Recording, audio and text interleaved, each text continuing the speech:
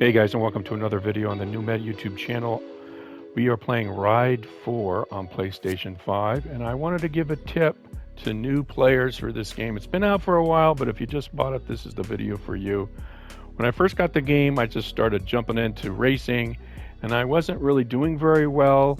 I wasn't getting very much XP, and I was a little bit disappointed. But when you first get this game, I advise you to do something that I didn't do, is to do time trials first. And time trials are great. Let's see, let's get our time trial cooked up here. And let's look at the tracks first. The America tracks, you have several tracks here. And I just wanted to point out that the career mode, when you do the racing league thing, to get your racing license, you have to pass some tests at the Canadian track. The Canadian track is also a small track, and it's good for time trials. So if you want to do your time trials on the Canadian track, it's a good idea because you're going to have to use that track anyway to get your racing license. But you want a nice, big, flowing track. The other track I like in America is the Utah Outer Course. Now, you can go over to Europe and find really small tracks like this one. But the British tracks tend to be very narrow, and I'm not, even though it's small, that looks great and everything, it's not something you can go very fast on. One of the tracks that I do like is the Mugello, the short course here. This is one of my favorites for time trials. Now, one of the other tricks I'm going to tell you about is that by default, the weather is a bright sunny day, and especially on that Utah track, you've got sun right in your face. So what I like to do is come in here and make it a cloudy day. So let's go out to the Mugello track and we'll show you how to do the time trials. Here we are at Mugello. And we can look at my stats. You can see I've taken a lot of bikes out here. And then we're going to do a start. Now, when you do your time trials, it's a rolling start.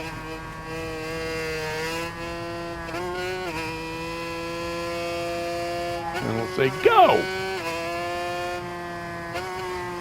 Now, usually on my first lap, I just like to take it easy, get used to the bike, get used to the track. But I would suggest if you are going to do time trials and you're going to try testing different bikes, get used to the game, just pick one track and use that. Maybe Mugello or the Canadian track. I don't like Canadian track because it has this funky hairpin in the middle of it. I just want a nice flowing track without a lot of kinks in it, that's nice and wide. Now, what's great about time trials is that you get XP. For every lap you do, you get XP. So we'll see that when we end the session here. And what's nice about doing time trials, the first lap, you can go slow. So your second lap seems like, wow, you're really doing well.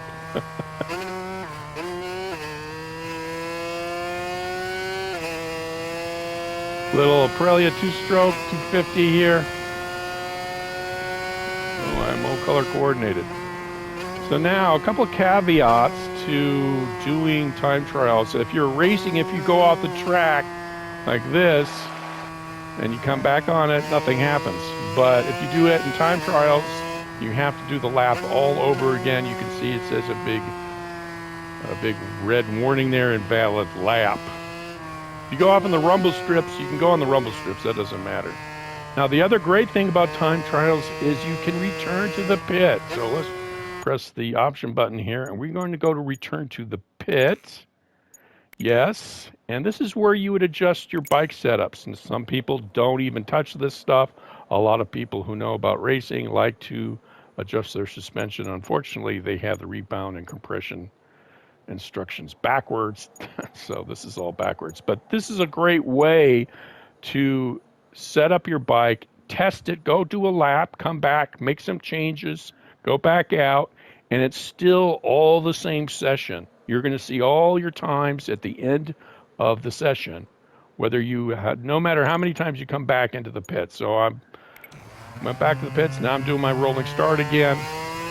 I'm back in it, but my best lap there, 109, is still there. And so really nice thing about time trials is being able to return to the pits. Now, this is if you're new to the game and you want to grind XP, you want to get used to the tracks, you want to get used to the bikes that you have.